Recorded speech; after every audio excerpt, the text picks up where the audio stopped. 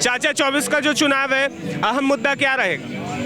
अहम मुद्दा तो यही है, विकास है और देश की सुरक्षा है। मेन तो सुरक्षा है। सुरक्षा जो है अभी जब पहले कांग्रेस अपोजिशन वालों का राज था तो यहाँ पर आए दिन बम फटते थे। 2008 में, 2009 में भी भाई साहब आप देख लो, बॉम्बे में भी बहुत बम फटे ताजमहल होटल के अंदर।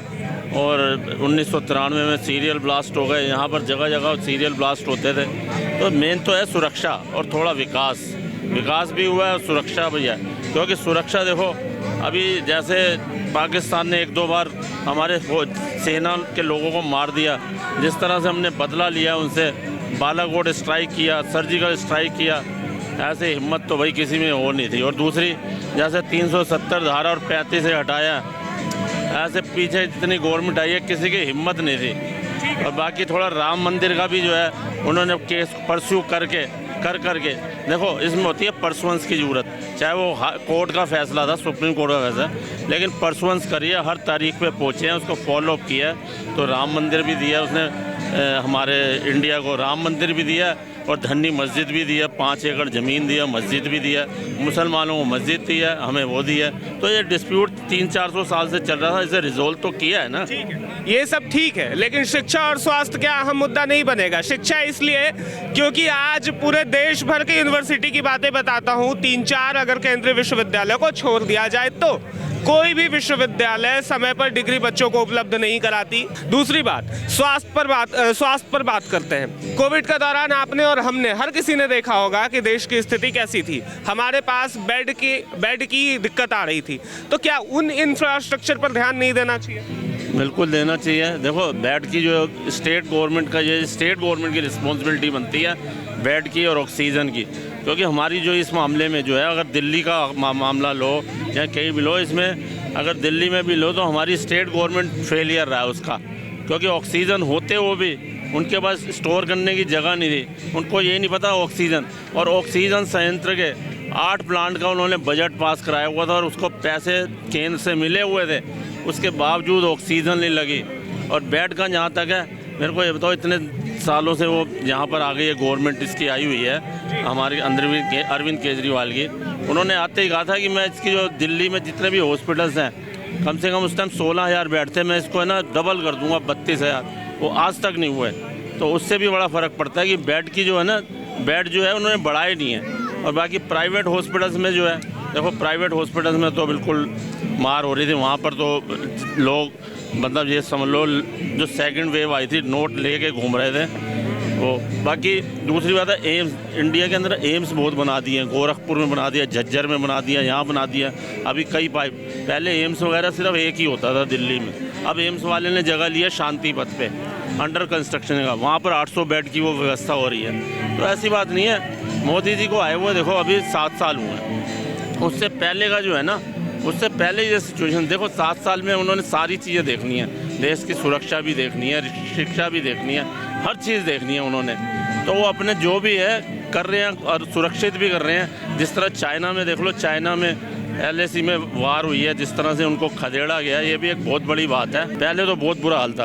और अब शिक्षा का भी ऐसी बात नहीं है। शिक्षा का भी देखो, आप कह रहे हो डिग्री टाइम पे नहीं मिल रही, दिल्ली यूनिवर्सिटी में मिल रही है, बॉम्बे में चले हो, कहीं भी है। मैं तीन चार यूनिवर्सिटी की बातें एग्री करता हूँ। हाँ, देखो आप बताओ कौन सी, देखो कोई यूनिवर्सिटी ऐसी होगी जहाँ पर, अब ये राजस्थान में अगर मैं कह नहीं सकता, या तुम्हारा ये बिहार में हो सकता है, बिहार के अंदर चल रहा है, वहाँ तो देखो बात सुनो, पेपर लीक हो जाते हैं और कितनी बार कैंसिल हुए पेपर लीक तो हर जगह होता है सर। पेपर भाई साहब दिल्ली में तो देखो इतना हुआ नहीं है। देखो जहाँ पर देखो वहाँ 10-10 बार हुए। राजस्थान में आपको पता है, स्टाफ सिलेक्शन कमीशन जो जॉब के लिए, वहाँ 10 बार पेपर लीक हुआ है।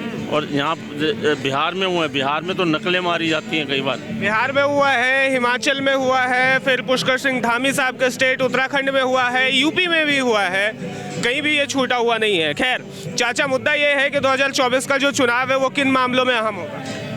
पहली बात तो जी मैं आपसे एक ये बात कहना चाहता हूँ, चुनाव आयोग और सुप्रीम कोर्ट को एक्शन लेना होगा इस बात पर कि जो लीडर या पार्टी एक से एक प्रलोभन लालच वाले देते हैं, इनके अगर पूरे नहीं कर पाते, इन पार्टियों पे सख्त से सख्त कार्रवाई होनी चाहिए। ये बड़ी अच्छी बात है। क्योंकि ये लुटेरे बनकर आते हैं, लूटने के बाद में राज करते हैं, लोगों को कुछ नहीं देते। सबसे पहले तो इसके पर नकेल कसनी चाहिए, क्योंकि हमारे देश में अनपढ़ लोगों की संख्या बहुत ज़्यादा है। उनको वोट डालने से मतलब है, उनको ये नहीं दिखता कि ये जो जीतने के बाद में हमारे साथ क्या करेगा, क्योंकि उनको तो राशन फ्री में दे देंगे 200-400-500 रुपए का। उनको ये नहीं पता हमारा भविष्य बच्चों का कहाँ जाएगा। इस करके चुनाव आयोग और सुप्रीम कोर्ट को मैं ये कहना चाहता हूँ, जो पार्टी झूठे प्रलोभन लालच देती है, इन पे सख्त से सख्त कार्रवाई करें। ठीक है, जो पूरा नहीं करते उन पार्टियों पर। ठीक है, अब मुद्दे पर आ जाते हैं। मुद्दा क्या है? मुद्दा हमारा यही है जी, बेरोजगारी बहुत बढ़ी है जब से बीजेपी सरकार आई है। महंगाई तो चलो बढ़ रही, उसके लिए हम नहीं कुछ कहते, वो सबके लिए एक समान है। हमारा यही है इनसे कि अगर तुम कुछ भी कर रहे हो करो, लेकिन जो नौकरी है, हर घर में से एक आदमी को कम से कम नौकरी मिलनी चाहिए। MBA पढ़ने वाला PN बना हुआ है, उसको नौकरी कहते हो आप? MBA ठीक है कि नहीं? उसको आप नौकरी कहते हो? BA वाला है जो रिक्शा चला रहा है, मजदूरी कर रहा है, इसको नौकरी कहते हो आप? ये नौकरी नहीं है हमारे हिसाब से ना। ये समझ लो हमने कोई बुरे कर्म कर रखे हैं जो हमारे बच्चे ऐसे काम कर रहे हैं। 3 साल कोविड के टाइम पे 80 करोड़ लोगों को 5-5 किलो राशन देना किसी सरकार के बस में थी? वो प्रधानमंत्री मोदी जी ने किया। सड़कों के जाल प्रधानमंत्री मोदी जी ने बड़ी रफ्तार से बिछाए। वो प्रधानमंत्री मोदी जी, जो हिंदू मुसलमान के दंगे होते थे उसको ख़त्म किया प्रधानमंत्री मोदी जी ने। आज जो कहते हैं ना कि मोदी जी हिंदू मुसलमान कर रहे, पर अगर कांग्रेस का इतिहास उठाए, किसी और का इतिहास उठाए ना, तो वहाँ पर हिंदू मुसलमान का आपको एक ही मिलेगा। किसने वक्त बोर्ड बनाया? किसने पर्सनल लॉ बोर्ड बनाया? किसने क्या नाम है भारत और पाकिस्तान का बंटवारा किया? ये चीज़ें देखिए। 24 में प्रधानमंत्री मोदी जी का आना तय है। जो ये भारत जोड़ो यात्रा चला रहे हैं ना राहुल गांधी, ये भारत जोड़ो यात्रा नहीं है, ये वामपंथी जोड़ो यात्रा है। अरे क्या नाम है, पत्थर जो बात जोड़ो यात्रा है। ये वो जो अवार्ड वापसी गैंग उनको जोड़ने की यात्रा है। इन्होंने भारत में कितने लोगों को जोड़ा? किस गरीब के घर पे गए? कहीं नहीं गए। हाईवे गए, कौन आया? स्वरा भास्कर आई, पत्थरबाज आए, वो सपोर्टर आए जो कि शाहीन बाग में नारे लगा रहे थे, वो पत्थरबाज आए जो MU में नारे लगा रहे थे।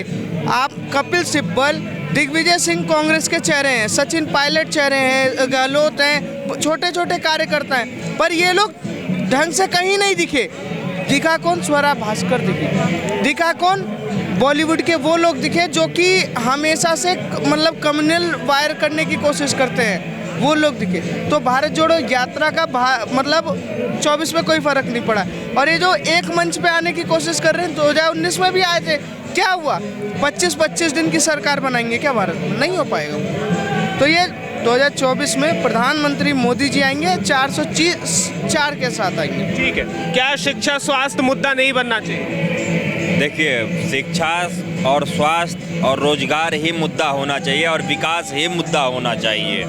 और जो चीज़ें हैं वो आम जनता के लिए है, क्योंकि सेकुलर सरकार हो सकती है, जनता कभी सेकुलर नहीं होता है। क्या भाई साहब, आप सेकुलर कभी नहीं हो सकते हैं। सेकुलरपना जो है ना वो सरकार कर सकती है, क्योंकि अगर यदि आप शिव को मानते हैं तो आपको शिव मंदिर ही जाना है। आप ऐसा नहीं है कि आप शिव मंदिर भी जाएंगे और आप दरगाह पे भी जाएंगे, ऐसा नहीं होता है। ये काम पहले सरकार करती थी, लेकिन मोदी जी के आने के बाद हमें ये सेकुलर चीज़ें भी ख़त्म होते हुए दिखाई दिया है।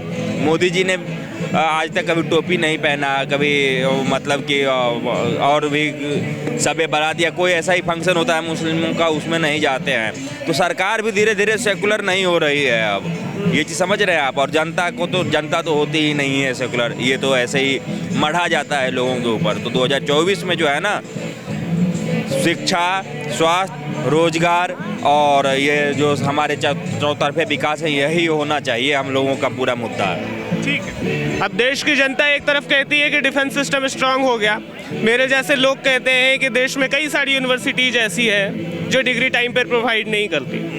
देश में कई सारे अस्पताल ऐसे हैं जहां दवाओं की कमी होती है। मेरे जैसा व्यक्ति इसके अलावा और भी बहुत कुछ कहता है। देश के कई राज्यों की पुलिस बेहतर काम नहीं करती, देश के कई राज्यों के कोर्ट बेहतर काम नहीं करते। क्या केंद्र सरकार इन विषयों पर, जो आंतरिक समस्या है हमारी, उन विषयों पर गहनता से नहीं सोचती? जो भी चीज़ें हैं वो धीरे धीरे सुदृढ़ होंगी, व्यवस्थाएं जो हैं वो धीरे धीरे आगे बढ़ेंगी। धीरे धीरे रे मना धीरे सब कुछ होए, माली सींचे 100 घरा ऋतु आए फल होए। आप कितना भी मेहनत कर लीजिए तो जो समय सीमा दिया गया है उसी समय पे जाके चीज़ें होंगी, ठीक है ना, और समय के अनुसार हो रही है। ठीक है, आपको भी लगता है वर्क ऑन प्रोग्रेस? बिल्कुल प्रोग्रेस में आप देखिए ना, देश में जिस तरीके से माहौल बनाया जा रहा है, लोग कहते हैं हम मोदी को हटाएंगे। पूछा जाता है हम नेताओं से किस लिए हटाएंगे, बस हम मोदी को हटाएंगे। क्यों हटाओगे? कि गरीबों का काम कर रहे हैं क्या? 70 सालों में कांग्रेस की सरकार अकाउंट नहीं खोल पाई लोगों का। शर्म से मर जाना चाहिए कि गरीब सीढ़ी तक नहीं जा पाते थे बैंक में। 70 सालों से आप गरीबी हटाओ का नारा लेकर आप खुद अमीर होते चले गए, ठीक है, वो गरीब और गरीब होते चले गए। आज प्रधानमंत्री मोदी जी गरीबों की बात करते हैं तो इसलिए हटाओगे क्या? प्रधानमंत्री मोदी जी किसानों के अकाउंट में चार किस्तों में 8,000 रुपये डालते हैं, 2-2 हज़ार रुपये करके, इसलिए हटाओगे क्या? प्रधानमंत्री मोदी जी भारत का नाम विश्व में मतलब गौरव के साथ लेने का काम करते हैं, तो ये इसलिए हटाओगे क्या? आप क्या करोगे? कोई आपके पास एजेंडा है? नहीं है, हम मोदी को हटाएंगे। हटा के क्या करोगे? लूटपाट करोगे। राजस्थान में कह रहे हैं कि क्या नाम है, कांग्रेस कहती है महंगाई है, महंगाई है, महंगाई है। हिमाचल में सरकार बनी, जिस दिन सरकार बनी 5वें दिन पेट्रोल महंगा हो गया। राजस्थान में सरकार है, पेट्रोल में सस्ता कर पाई? वहाँ पर 28% से ज़्यादा बेरोजगारी दर है, कर पाई? नहीं कर पा रही। भारत में अगर कोई भी अच्छे से सरकार चला सकता है तो नरेंद्र मोदी योगी की सरकार चल सकती है, इसके अलावा और कोई नहीं है। क्योंकि बाकी सारे मतलब के लिए सरकार चला रहे हैं और प्रधानमंत्री मोदी जी अपनी माता के लिए सरकार चला रहे हैं, देश के लिए चला रहे हैं। वो सेवा के भाव के काम कर रहे हैं। वो अपने आप को प्रधान सेवक कहते हैं। किसी वो नहीं कहते कि मैं देश का मालिक हूँ। एक कहता है ना कि दिल्ली के मालिक हम हैं, वो कहते हैं हम प्रधान सेवक हैं। हमें जो गाली देगा हम गाली सुनने के लिए तैयार है। पवन खेड़ा ने गाली दिया, उसके बाद उन्होंने सोनिया गांधी गाली देती हैं, ममता बनर्जी देती हैं, केजरीवाल जी देते हैं। क्या प्रधानमंत्री मोदी जी क्या गाली दो ना, कोई दिक्कत नहीं है, वो झेलने के लिए तैयार है। क्यों? क्योंकि उनके ऊपर भारत माता का आशीर्वाद है और 140 करोड़ देशवासियों का आशीर्वाद है। कांग्रेस जो 44 लाई थी ना, 4 पे ना अटक जाए तो बताना, और जो नरेंद्र मोदी 303 लाए थे ना, वो 403 ना लाते तो नाम बदल देते। देखते रहिएगा, ऐसी तमाम वीडियोज हम आप तक पहुंचाते रहेंगे। दंगल शुरू हो चुका है, रुकेगा नहीं। आपका अपना चैनल है भैया जी का चैनल।